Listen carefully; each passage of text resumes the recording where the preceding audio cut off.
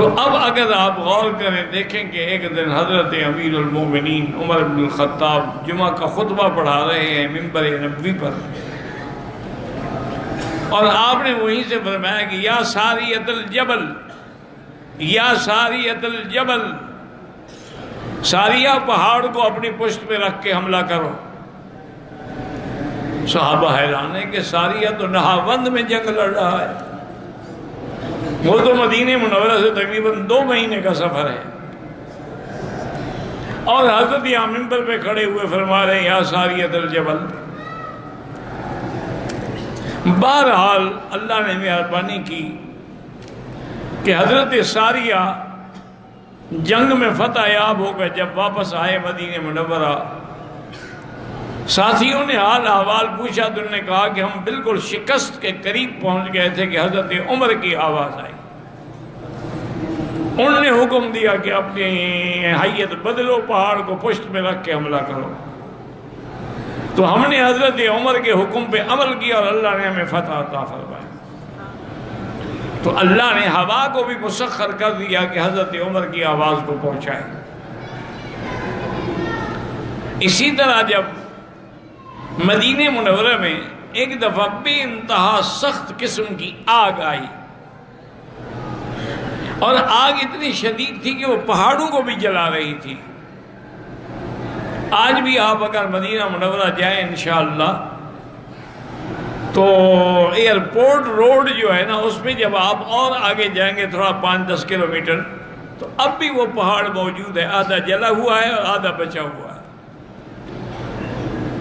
آگ سے آدھا سیاہ ہو کے جل گیا۔ حضرت عمر رضی اللہ تعالیٰ عنہ کو اطلاع ملی کہ حضرت ایک آگ آ رہی ہے، اللہ عالم کیسا عذاب الہی ہے کہ وہ پتھروں کو بھی جلا رہی ہے اور مدینے کی طرف بڑھ رہی ہے۔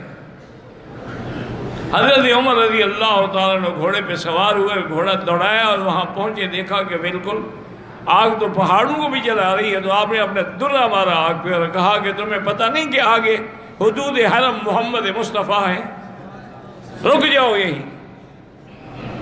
تو جہاں حضرت عمر کا درہ لگا وہی آگ ختم ہو۔ آج بھی وہ جگہ موجود ہے، علامات موجود ہیں۔ تو اللہ نے آگ کو بھی آپ کے مسخر فرما دیا۔ اسی طرح حضرت عمرو بن العاص جب گورنر تھے مصر کے، چونکہ حضرت عمر نے بڑے عظیم انتظامات کیے تھے اپنے زمانہ اقتدار خلافت میں، آپ نے تقریباً 1036 نئے شہر آباد کیے،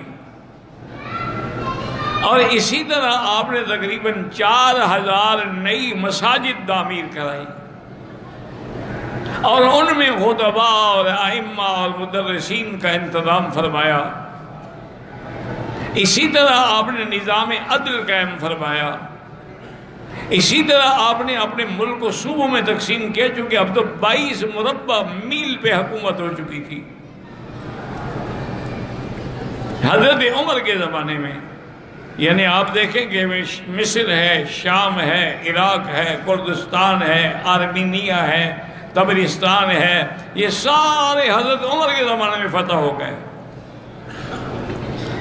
اصل میں خندق والے دن حضور نے فرمایا تھا نا کہ اوتیت مفاتیح الشام، اوتیت مفاتیح الیمن، اوتیت مفاتیح کسرا، اللہ نے مجھے ان ملکوں کی چابیاں دی ہیں۔ یہ اشارہ تھا کہ یہ ملک فتح ہوں گے۔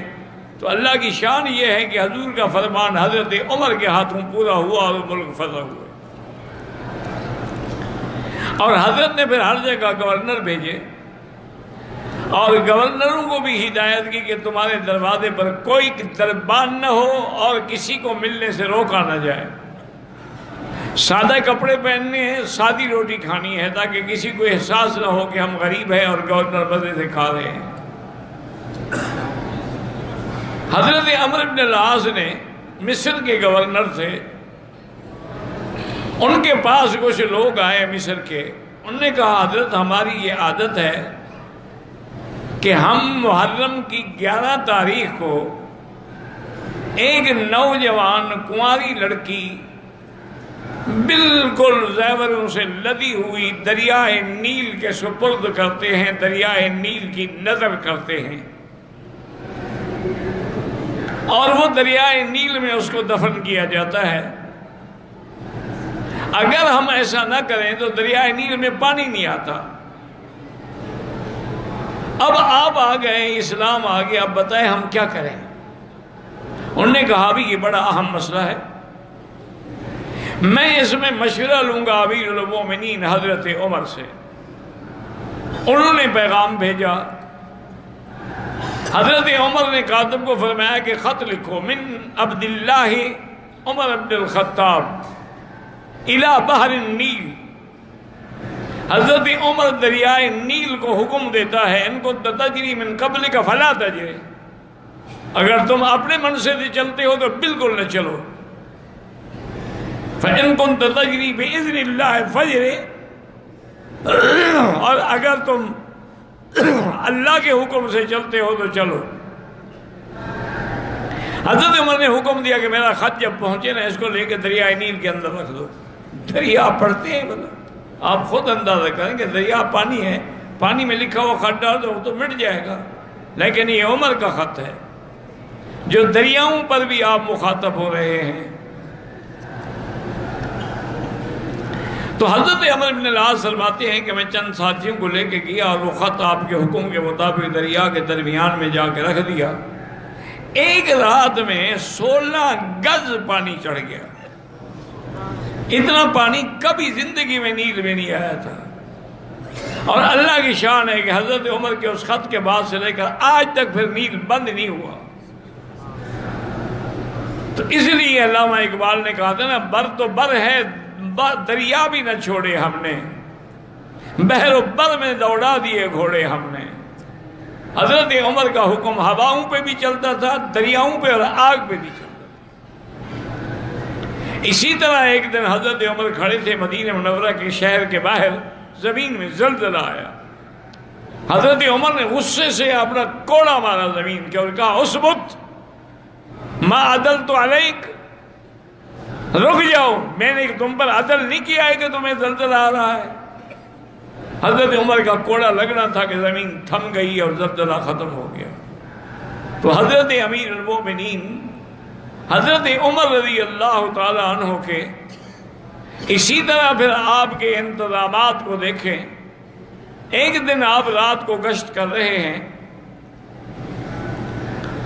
ایک گھر سے بچوں کے رونے کی آواز آ رہی۔ حضرت عمر رضی اللہ تعالیٰ عنہ تشریف لے گئے، کنڈی کھٹکھٹائی، بی بی دروازے پہ پوچھا بچے کیوں رو رہے ہیں؟ انہوں نے کہا اس کو پتہ نہیں ہے کہ امیر المومنین ہے۔ اس نے کہا بھائی کیا پوچھتے ہو؟ 4 دن ہو گئے میرے بچے فاقے سے ہیں۔ انہوں نے کہا یہ دیکھو سامنے تو ہانڈی چڑھی ہوئی ہے۔ انہوں نے کہا اس میں نے پانی ڈالا ہوا ہے، بچوں کو بہلانے کے لیے کھانا بنا رہی ہوں، تھک رو رو کے آخر وہ سو جاتے ہیں۔ اور اس کے بعد اس نے کہا مجھے بڑی افسوس ہے کہ امیر المومنین کو ہمارے احوال کی خبر بھی نہیں ہے۔ تو آپ نے فرمایا اللہ کی بندی تم اتنا دور رہتی ہو شہر سے اور خود تم نے خبر بھی نہیں دی، تو عمر کو کیسے پتہ لگ سکتا ہے امیر المومنین کو؟ انہوں نے کہا اگر پتہ نہیں لگ سکتا تو پھر کرسی پہ کیوں بیٹھا ہے خلافت کی؟ یہ اس کا کام ہے کہ اپنے رعایا کی خبر گیری کرے۔ حضرت عمر واپس آئے، بیت المال میں داخل ہوئے اور اپنے خادم سالم کو اٹھایا، سامان اٹھایا، بوریوں میں دانے بھی، گندم بھی، آٹا بھی، چیزیں بھی، اور کچھ پکانے کے لیے بھی چیزیں لے کے چلے۔ تو حضرت سالم نے عرض کیا انا احمل عنک یا رسول یا عمر، میں آپ کی طرف سے اٹھا لیتا ہوں۔ فرمایا اچھا، قیامت میں تم میری طرف سے میرا عذاب بھی اٹھا لو گے؟ مجھے اٹھانے دو۔ خود بوری کندھے پہ لا کے اس بی بی کے گھر میں رکھی، خود آگ جلائی اور تھوڑا سا حریرہ تیار کیا اور بچوں کو کھلایا اور بیٹھے ہوئے دیکھتے رہے۔ بچے کھا رہے ہیں اور مسکرا رہے ہیں۔ تو اس کے بعد وہ بی بی اور بچے کہنے لگے کہ امارت اور خلافت کا مستحق تو تھا، پتہ نہیں عمر کیسے بیٹھ گیا۔ آپ نے کہا اچھا ٹھیک ہے، کبھی تم وہاں آؤ گے تو دیکھو گے شاید مجھے بھی وہاں موجود پاؤ، بتایا نہیں کہ میں عمر ہوں۔ اسی طرح سے ایک دفعہ آپ رات کو گشت پہ نکلے ہیں، دیکھا ہے کہ بچہ رو رہا ہے اور عورت اس کو چپ کرا رہی ہے، لیکن بچہ چپ نہیں کرتا۔ حضرت عمر نے دروازہ کھٹکھٹایا اور پوچھا بی بی کیوں بچے کو رلا رہی ہے؟ اس نے کہا بچے کو میں تھوڑا رلا رہی ہوں، یہ تو عمر رلا رہا ہے۔ اس نے کہا عمر کیسے رلا رہا ہے؟ اس نے کہا کہ آپ نے وظیفہ، حضرت عمر نے وظیفہ مقرر کیا ہے کہ بچہ پیدا ہو تو ماں کو تو وظیفہ ملتا ہے، لیکن بچے کو وظیفہ اس وقت ملتا ہے جب اس کا دودھ چھڑایا جاتا ہے، تو میں کوشش کر رہی ہوں جلدی کہ یہ دودھ چھوڑ دے تاکہ اس کو وظیفہ ملے۔ حضرت عمر روتے ہوئے واپس آئے اور کہنے لگے کہ عمر، اپنے آپ سے مخاطب ہوئے کہ عمر قتلت اولاد الناس، پتہ ہے تم نے کتنے بچوں کو مار ڈالا ہوگا، اور صبح سے اعلان کر دیا کہ جیسے ہی بچہ پیدا ہو جب ماں کا بھی وظیفہ ہوگا اور مولود کا بھی وظیفہ جاری ہوگا۔ تو حضرت عمر رضی اللہ تعالیٰ نے یہ حکم جاری فرما دیا۔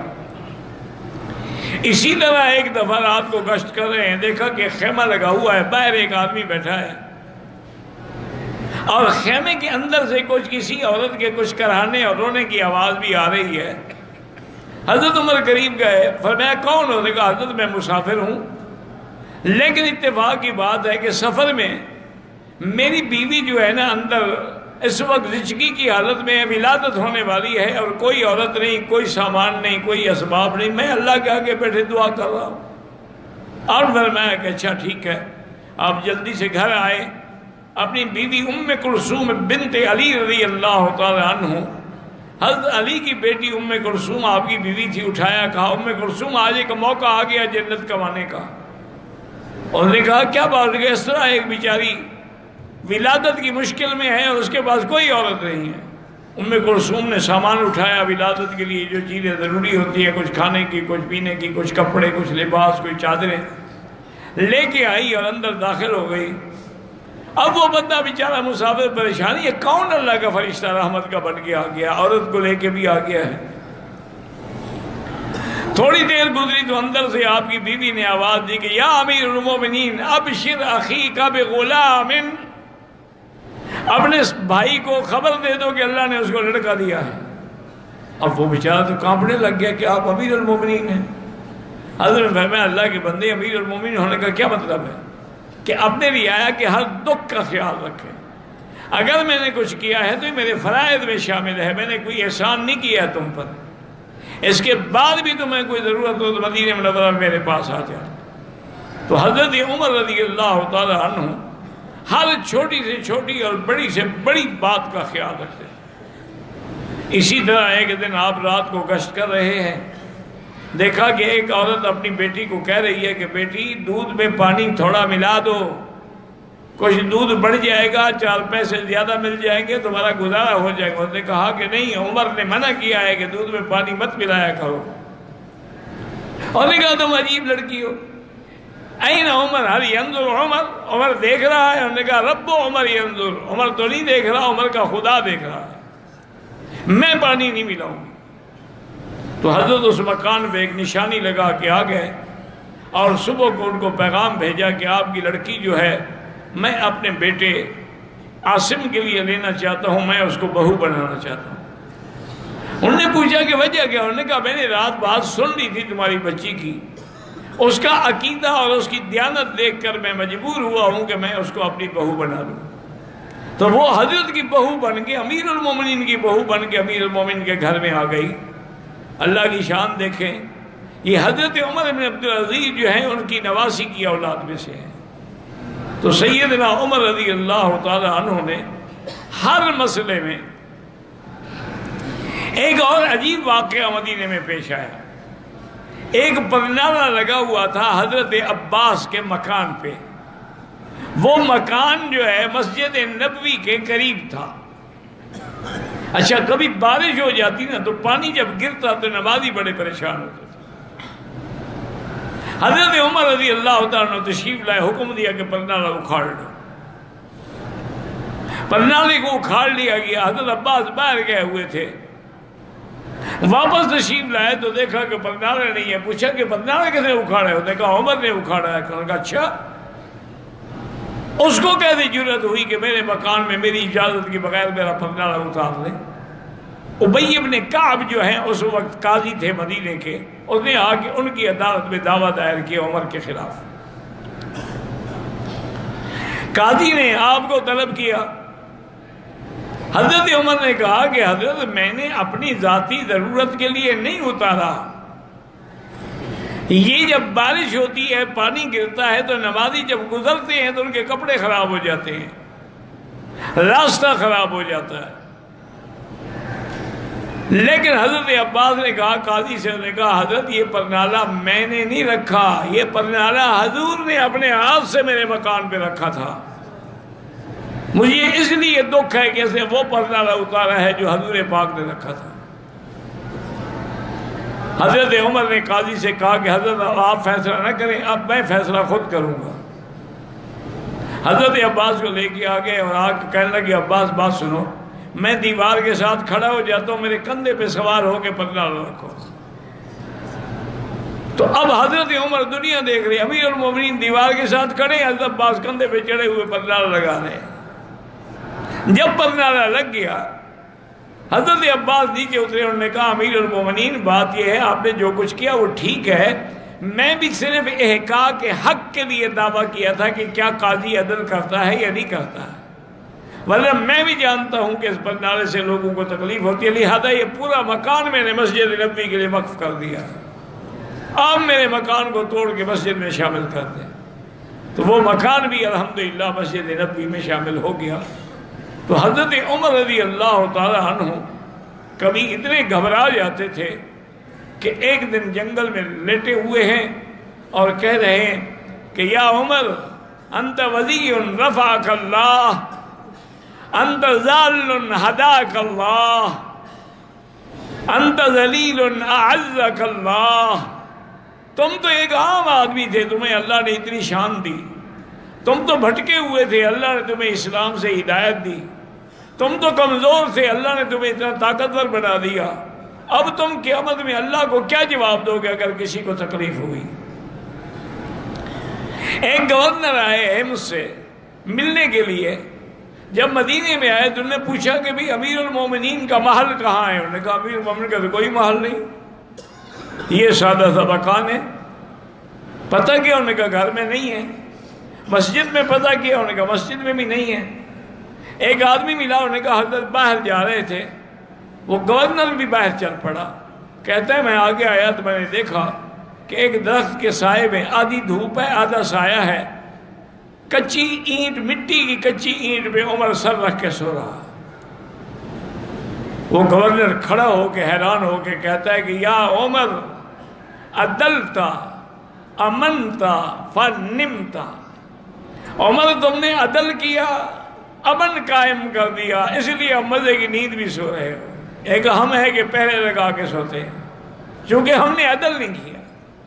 اگر ہم عدل کرتے تو ہمیں کسی کا کیا ڈر ہوتا، کسی کا کیا خوف ہوتا۔ اسی طرح سے جو عظیم تاریخی واقعہ ہے کہ حضرت ابی عبیدہ بن الجراح لشکر لے کر جب بیت المقدس پہ چڑھائی کی، یہودی جو ہے نا جی وہ قلعوں میں بند ہو گئے، اور ان کے بعد تقریباً 2 4 6 مہینے کا راشن بھی موجود تھا۔ اب حضرت ابی عبیدہ نے بھی 1 مہینے تک محاصرہ جاری رکھا، لیکن فائدہ کوئی نہیں، قلعہ فتح نہیں ہو سکتا تھا۔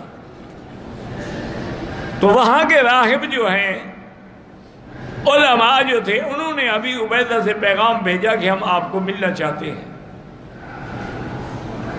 ابو عبیدہ نے کہا کہ ٹھیک ہے، بالکل میں ملنے کے لیے حاضر ہوں۔ جب وہ علماء تشریف لے آئے تو انہوں نے کہا کہ دیکھو ابی عبیدہ، یہ ہم نے اپنی سابقہ کتابوں میں پڑھا ہے، اس شہر کو ماں سوائے حضرت عمر کے کوئی فتح نہیں کر سکتا۔ آپ نے فرمایا فزت رب الکعبہ، مجھے رب کعبہ کی قسم ہے، پھر ہم کامیاب ہو گئے، ہمارا امیر المومنین بھی تو عمر ہے۔ انہوں نے کہا اس طرح نہیں، آپ حضرت عمر کو بلائیں، ہم اپنی کتابوں کے مطابق ان کی نشانیاں دیکھیں گے، اگر واقعی وہ وہی عمر ہے جس کا ذکر تورات و انجیل میں ہے، چونکہ جیسے حضور کا ذکر تھا کتابوں میں، حضور کے صحابہ کا بھی ذکر تھا. اس لیے قرآن کہتے ہیں ذَلِكَ مَثَلُهُمْ فِي التَّوْرَاةِ وَمَثَلُهُمْ فِي الْإِنْجِيلِ. ابو عبیدہ نے حضرت عمر کو اطلاع بھیجی کہ حضرت یہ معاملہ ہے، اب یہ مسئلہ آپ کے آنے کے بغیر حل نہیں ہو سکتا. حضرت عمر روانہ ہوئے، لیکن غلام کے ساتھ شرط کی کہ بھئی ایک منزل تم پیدل چلو گے، میں اونٹ پہ سواری کروں گا، پھر اگلی منزل میں پیدل چلوں گا، تم اونٹ پہ سواری کرو گے. اس طرح سفر کرتے کرتے کرتے آپ وہیں پہنچ گئے. ابی عبیدہ نے آپ کا استقبال کیا رضی اللہ تعالی عنہ وارضاہ. اور اس کے بعد ابو عبیدہ نے عرض کیا کہ امیر المومنین کل فلاں وقت میں ان کے علماء اپنی کتابیں لے کے آئیں گے. ہماری ایک درخواست ہے کہ آپ کے کپڑوں میں پیبند لگے ہوئے ہیں، کپڑے بھی میلے ہو چکے ہیں، اگر آپ مہربانی کر کے کل ایک اچھا جوڑا پہن لیں اور اس مریل اونٹنی کے بجائے ایک بہترین گھوڑے پہ سوار ہو کے چلیں تاکہ پتہ تو لگے کہ امیر المومنین ہیں. اندر میں اچھا. تو آپ نے لباس بدلا اور گھوڑے پہ سوار ہونے کے لیے رکاب میں پاؤں رکھا. ایک پاؤں رکھا بھی بیٹھے نہیں تھے اور چھلانگ مار کے واپس اترے اور کہا ہلاک عمر، ہلاک عمر، ہلاک عمر، عمر برباد ہو گیا. اور حکم دیا کہ میرے کپڑے لے آؤ. وہی کپڑے پرانے لائے گئے، وہی پہنے، اسی اونٹنی پہ بیٹھ کے آپ روانہ ہوئے. وہاں جب گئے تو وہ علماء ان کے کتابیں لے کے کھڑے تھے.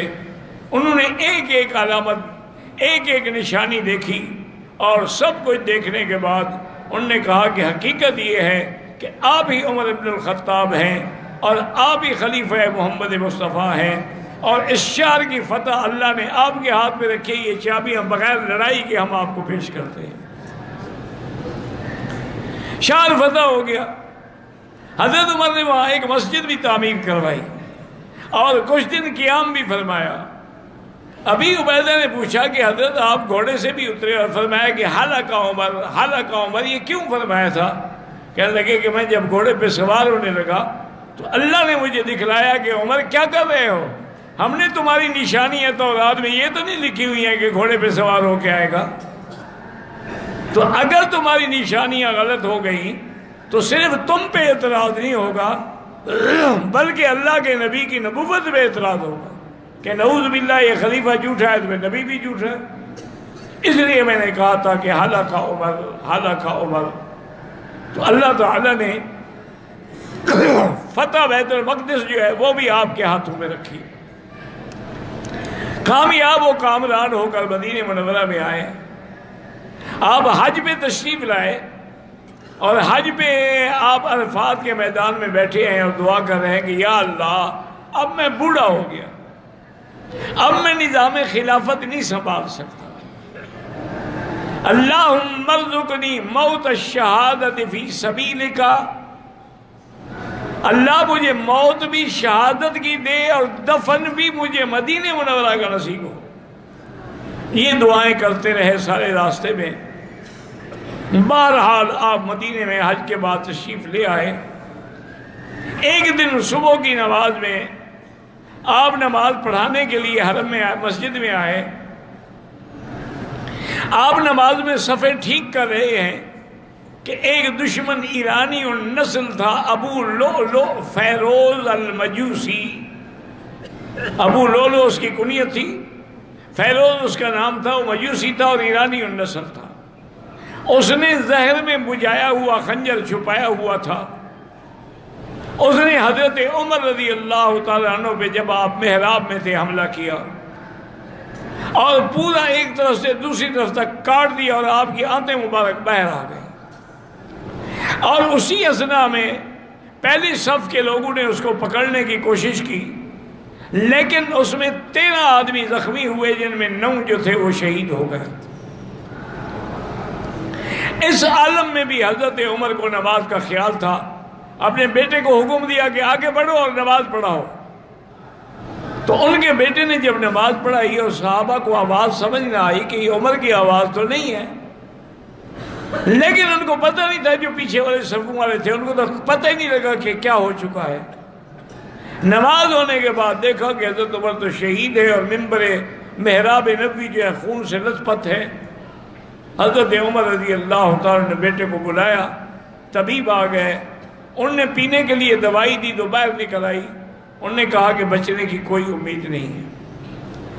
حضرت عمر نے فرمایا کہ دیکھو اب ان باتوں کو چھوڑو، میرے بعد حضرت عثمان ہیں، حضرت علی ہیں، حضرت سعد ہیں، حضرت طلحہ ہیں، عبد الرحمن بن عوف ہیں، ان 6 آدمیوں کی میں کمیٹی بناتا ہوں۔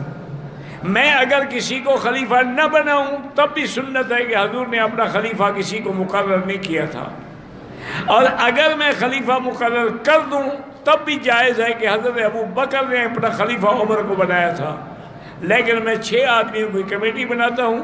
یہ کمیٹی غور کرے، پورے مدینے والوں کی رائے معلوم کرے، پھر جس کی رائے پہ اتفاق ہو جائے اس کو خلیفہ بنایا جائے۔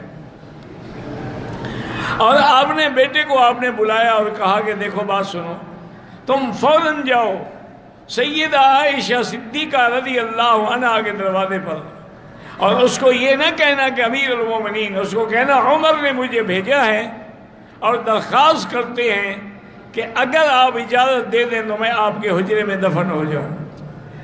جب آئے تو بی بی عائشہ رو رہی تھی، ان کو پتہ لگ گیا تھا کہ حضرت عمر کا یہ عالم ہے، تو انہوں نے کہا کہ بیٹا واللہ میں نے یہ قبر کی جگہ اپنے لیے رکھی تھی، لیکن آج حضرت عمر نے مانگ لی ہے، وہ مجھ سے زیادہ اولا ہے، لہذا اسی کو دفن ہوگا، میری طرف سے اجازت ہے۔ حضرت عمر کے پاس آئے اور کہا کہ ابشری یا امیر المومنین، سیدہ عائشہ راضی ہو گئی ہیں اور اجازت دے دی ہے۔ فرمایا اس طرح نہیں، مجھے جب میں فوت ہو جاؤں، مجھے تجہیز و تکفین ہو جائے تو میری میت لے کے عائشہ کے دروازے پہ رکھنا، ہو سکتا ہے مجھے امیر المومنین سمجھ کے اجازت دے دی ہو،